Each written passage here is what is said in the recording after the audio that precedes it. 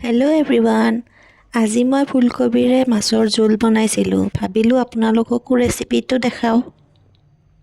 মাছখিনি প্ৰথমতে নিমখ হালধি লগাই ভালদৰে ভাজি লৈছিলোঁ।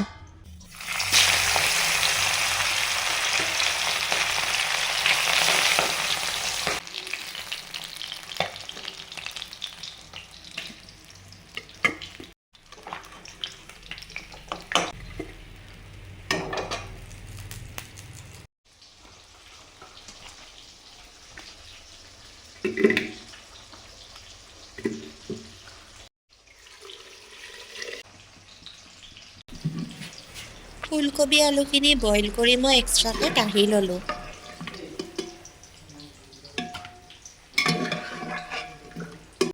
মাছ ভজা কেৰাহীখনতে আৰু অকণমান তেল দি তাত অকণমান পাঁচফোৰণ দি ল'লোঁ।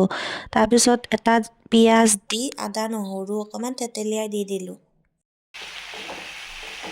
জোলখিনি অকণমান গোটা হ'বৰ কাৰণে আলু কেইটুকুৰামান ভাঙি দিলোঁ।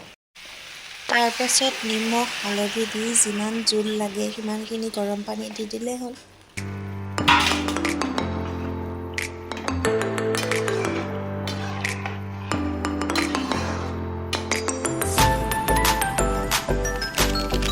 বেলেগ তেনেকুৱা মছলা মই ব্যৱহাৰ কৰা নাই, অকণমান গৰম মছলা দি দিছোঁ। আঞ্জাখিনি উতলি অহাত মই ভাজি ৰখা মাছখিনিও দি দিছোঁ। মাছখিনি দি অকণমান ভালদৰে আৰু আঞ্জাখিনি উতল আহিবলৈ দিলোঁ। আৰু শেষত ধনিয়াৰে মই গাৰ্নিছ কৰিলোঁ। আৰু এনেকৈ খুবেই টেষ্টি ফুলকবি মাছৰ জোলটো ৰেডি হৈ গ'ল।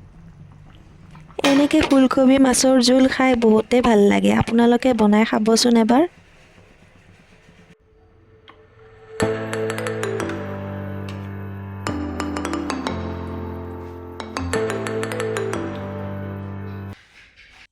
আকৌ লগ পাম। আজিলৈ বাই।